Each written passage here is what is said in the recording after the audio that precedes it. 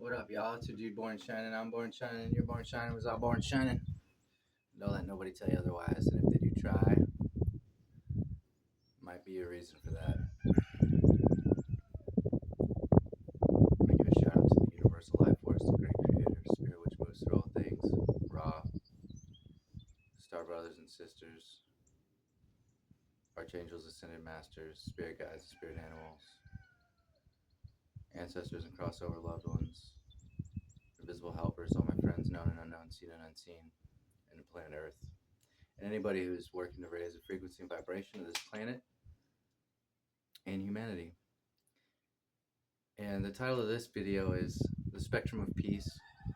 And I know I've talked about it before in terms of, and I know I've said it, that peace is more than the absence of violence. And, maybe that just means that we need to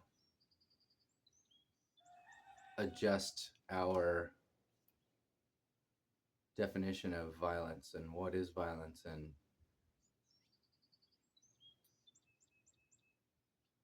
these power dynamics,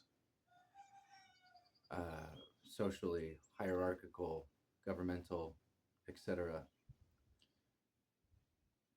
But this idea of peace being more than the absence of violence,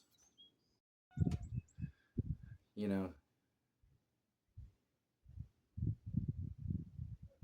requires a new look at what harm is, and what dis-ease is, and what's unhealthy. And that's not a subjective thing. I mean, there's two sides. It's not as, and we're gonna kind of keep it high level here, and we can get into more depth as we progress. But for the most part, there's different types of violence. I mean, when I was going through school and I was focusing on peace studies and learning about the different kinds of violence, interpersonal violence, self-violence, institutional violence, it really opened my eyes, because you, generally speaking, people think that violence is just something, it's like you got to go punch somebody, there's got to be some kind of physical harm in order for there to be any violence, or for that to qualify as violence. But today, at this point, as I'm making this video, I would say that violence is anything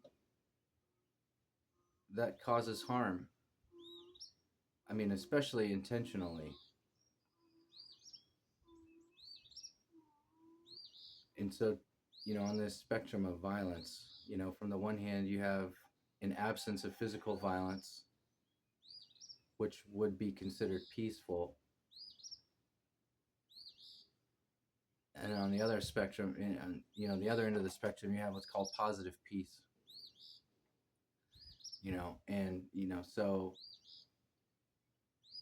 So let's go back to the first end of the spectrum, just regular peace, the absence of physical violence. That means that you can live in an environment that is degrading and eroding your sense of self, your liberties, while at the same time it's considered peaceful. Whereas on the other end of the spectrum, with positive peace, you're in a harmonious, healthy environment where you're empowered and encouraged to be your true authentic self, to make the decisions for yourself that you see fit, and you're the driver. You have autonomy to take action on what's best for you and how you see fit. And it's an important distinction to make, because I personally think that there's a war going on, not just in the United States, but around the world, It's like a silent war, and it's one that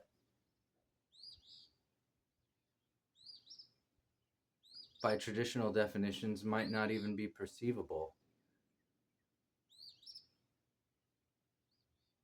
But there's definitely a war going on. And I say that because, at least in the United States, there's like an epidemic of, it's like a health epidemic. You know, people are getting sick. There's not,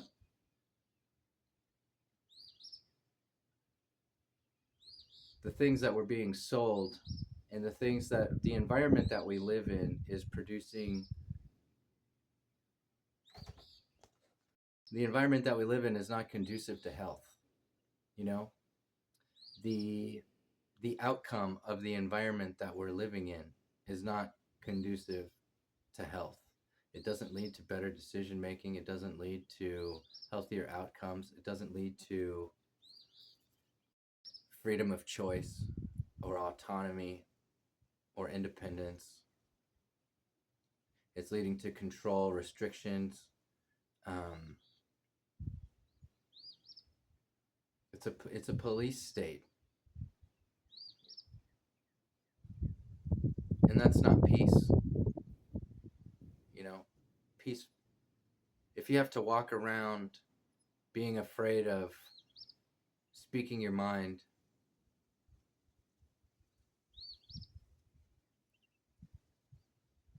out of fear of some kind of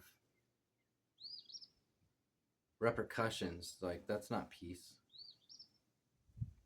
You know, if you're not allowed to say what you think without, we're not talking about the people who are trying to purposefully make people feel bad, but we're talking about like just stating your values, you know, and stating what's important to you. If you're not allowed to do that, that's not peace, you know. I do think that there is a war on humanity. I do think that there is a war against life. There's a war on life. Like these institutions, these corporations, some of these industries, they've gotten it's it's gotten to a point where they can only exist as they suppress information, as they limit people's options. Being it's like being, you know, put in a cattle chute. It's a one-way street to the slaughterhouse. You know, a lot of the things these people do, you know, it blows my mind. Like the more I learn about the body, the more I learn about health. It's like on one hand, they'll tell you how good all of these things are for the body or what's destructive for the body, but then on the other hand, it's like none of this information is being incorporated into, like, let's say the nutritional guidelines for schools or um, you know, it's just really bizarre. It's really bizarre how on a high level in terms of research and science this information it exists, but when it comes to how it's delivered and how it's shared to people, there seems to be some kind of a disconnect. Like the information is not getting out there. You know, the information is not going from the labs, from the reports and the research papers to the people. And that's not peace. You know, it's like we've been, it's like you go to a restaurant and they hand you a menu and you think that they, you know, that this restaurant is, you know, when they hand you the menu, it's like they're giving you a list of all the options, you know. But then you have people who come, you know, the next person that comes, they sit at the table and they just start ordering stuff that's not on the menu. And it's like, I didn't even know that was an option, you know? And so there's clearly something going on here that needs to be addressed. And when it comes to peace, you know, a lot of times, especially historically speaking, there's only been a very, very few nonviolent revolutions that have been successful. But like if we're talking about social movements, like in the civil rights movement in the United States, for example, you had the Black Panthers, you know, and you had Malcolm X, and you have Martin Luther King. Martin Luther King was about nonviolence, civil disobedience. Black Panthers were willing to go there with violence in order to secure their rights. And without that option, nonviolence doesn't really have that much of a, people kind of look at you sideways, and it's like, well, how serious are you? It's like you're not angry enough to hurt somebody. I can't really take you serious. But and so I guess the bigger point is that, like, I definitely don't think that in order to secure the kind of change that I'm talking about, that um, it requires violence. It may require some self-defense, but I think ultimately what we're talking about is we're talking about non-participation, and we're talking about people withdrawing their consent from these systems in order to take those resources and allocate those resources to more productive alternatives, actual solutions, actual effective solutions. And that's going to bring about positive peace, you know, which is the ability for people to operate as themselves in their and exercise their own independent authority over their lives.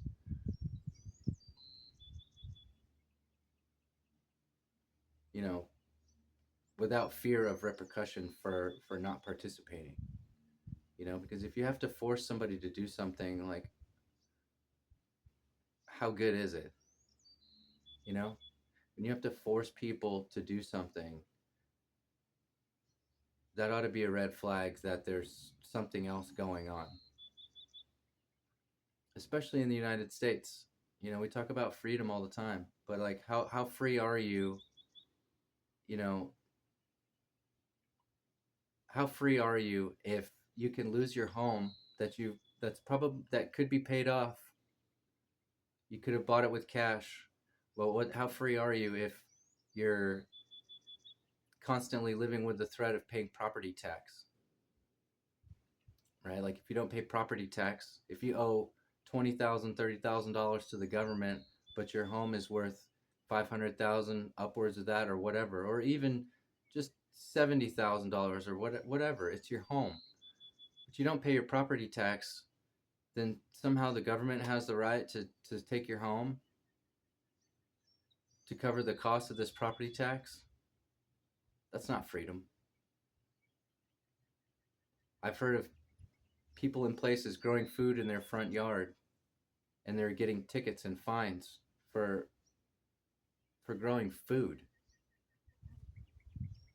It used to be in this country that more people would grow their own food than not, but now, we've slowly crept along this continuum to where things that were once just an option have now become, it's like a mandate. It's like you're mandated to go along with these systems and procedures and institutions that really don't make any sense.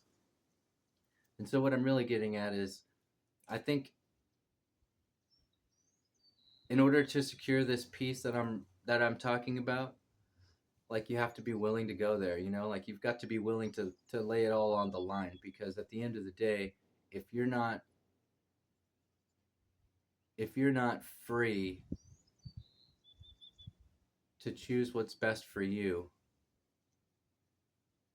and live how you want to live,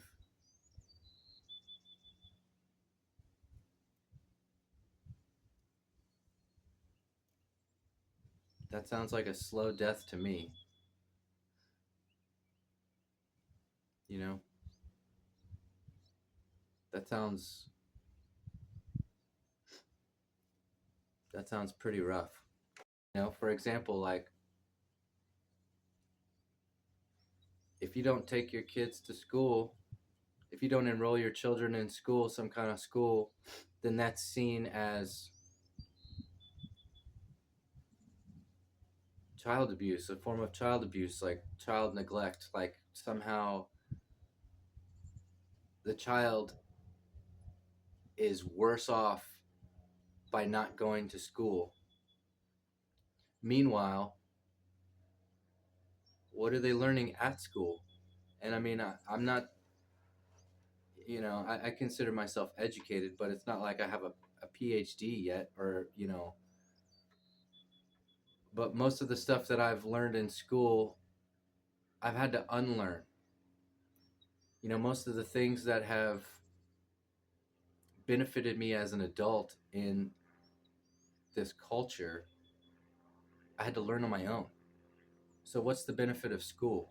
What's the benefit of sending my children to school if me, as an educated person, realizes that a lot of the things that I need and a lot of the tools, strategies, and concepts that I've had to learn came outside of school? What's my incentive to send my children to school? Yet if I don't send them to school, I can be put in jail. That's a real thing. And I don't give a shit whether it's homeschool or public school or private school or whatever. If I don't enroll my children in some kind of school, then me as a parent, I can be put in jail for that.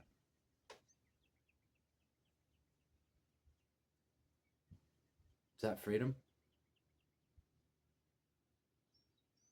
So is that peace? Is that a peaceful living? Is that a peaceful environment? Am I making the decision to send my children to school because I think that's in their best interest, or am I making the decision because I don't want to go to jail and I'm going along to get along? And so I think at the end of the day, like there's got to be like you got to be willing to go there, you know, and and the trick is that enough people have to do it to where something actually changes. It can't just, I mean, we're talking about change. Like it's definitely enough for one person to adjust their lifestyle in a way that's living it more in alignment with their values. I will never try to persuade someone against living in alignment with their own values.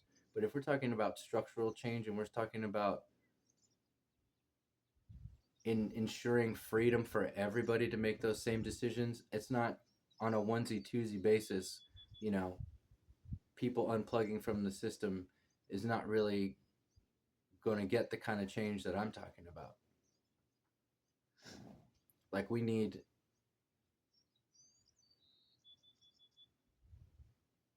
people who are willing to endure some sort of hardship in order to secure the freedom that we're talking about, in order to secure the freedom that they think they have already, you know, like how free are you if you don't have a choice but to do something? That's the opposite of freedom, people. You know what I mean? That's the opposite of freedom. If you're not free to perform your spiritual practices, I'm not talking about religion, I'm talking about spiritual practices out of fear of some sort of repercussions. If you have to hide things, you know, you have to figure out a way around things, that's not freedom. And it's definitely not positive peace. But there's definitely a war on humanity. I mean, these people they see what's happening. And I'm talking about like our governmental institutions. I'm talking about our leaders. I'm talking about the people who are so-called decision makers. They see the direction that things are going in. Yet, what are they changing? You know what I mean? It's like if somebody's driving a car and they know that the road is ending and it's going off a cliff, but they're not slowing the car down or they're not trying to veer away from it, what would you think? What's the only logical conclusion that you can draw from that? Is that they're intending to drive it off the cliff, you know? This is intentional. None of this stuff is happening by accident. These people aren't, I mean, they might be stupid, but they're not stupid in the same turn, There might not maybe not everybody is aware of what's going on. Some people just buy into stuff and go along with things because they are stupid. They don't know how to think for themselves. And some people are leading the stupid people. And they know exactly what they're doing. They know exactly what they're doing. I mean, how is it that the birth rates are dropping while the technology for, to create life in a tube keeps progressing? And I know that these are complex issues, but I mean, we're just going to like a high overview level. You know what I mean? It's like, how is it that birth rates are dropping? Meanwhile, all of these technologies for creating life are gaining momentum and picking up steam because people can't seem to get pregnant or have viable pregnancies as easily as they used to 10 years ago, 20 years ago, 30 years ago. There's a war on humanity. There's a war on life. The same people who are telling everybody, the same people who are talking about global warming, which is a bunch of bullshit, those are the same people who are allowing and enabling these gross polluters to continue to pollute. Meanwhile, they're trying to lock you down with smog checks and all of this other kind of nonsense while the gross polluters keep polluting. Climate change is bullshit. The climate's always changing. That's like saying, we have a sunrise crisis. You know what I mean? The sun's always going to rise. The climate is constantly changing. At no point in Earth's history has it been a consistent climate everywhere on the planet, let alone within the planet. We bounce back and forth between ice ages and warm stages. There's heating and cooling. So to call it climate change is nonsense, or to foster fear around these natural occurrences is really fucking stupid. On one hand, and on the other hand, it's genius because it's evil genius. If you look at the ice cores, global warming, there's always a warming before the cooling. So the most that sequestering all this carbon into the soil would do would minimize the cooling, but we're headed for a cooling stage.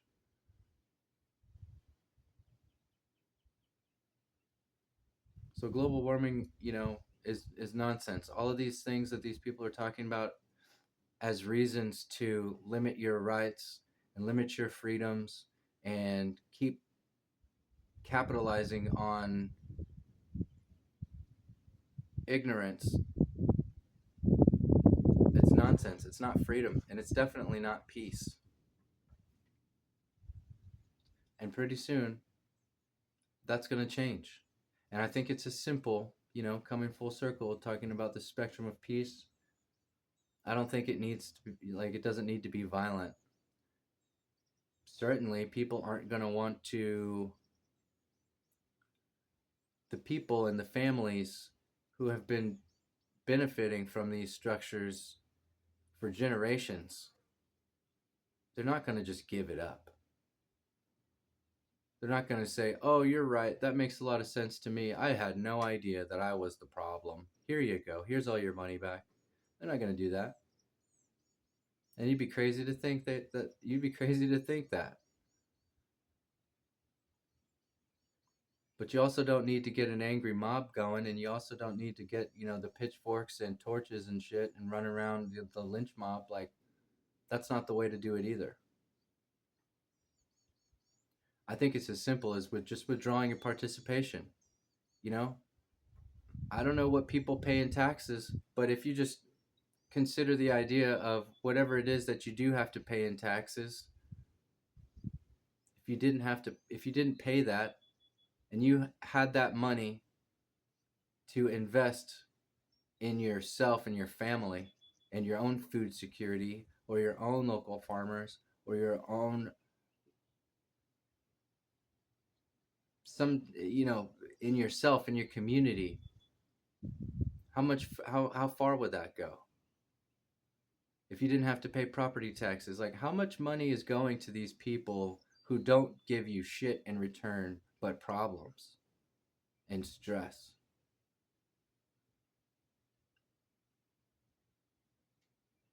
Every time you turn on your TV and you subject yourself to commercials, you're subjecting yourself to like a psychological assault.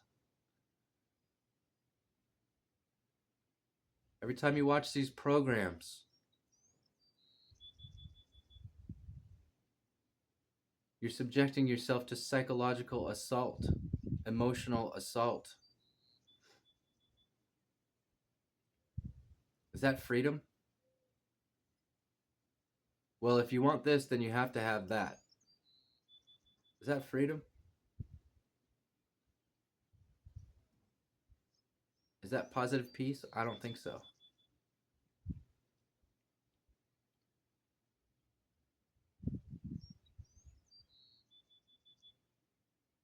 So,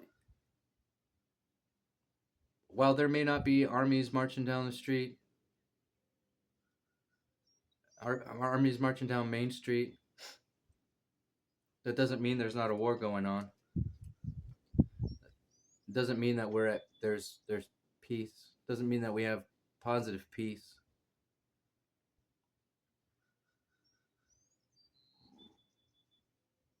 And when enough people come to this realization that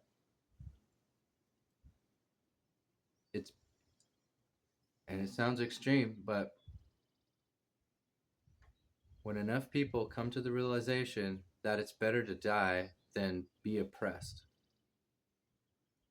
maybe something will change.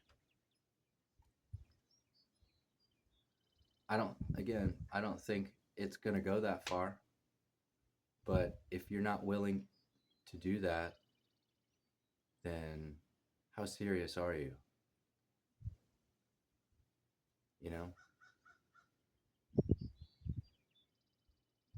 Love you guys. Peace. Have a great day.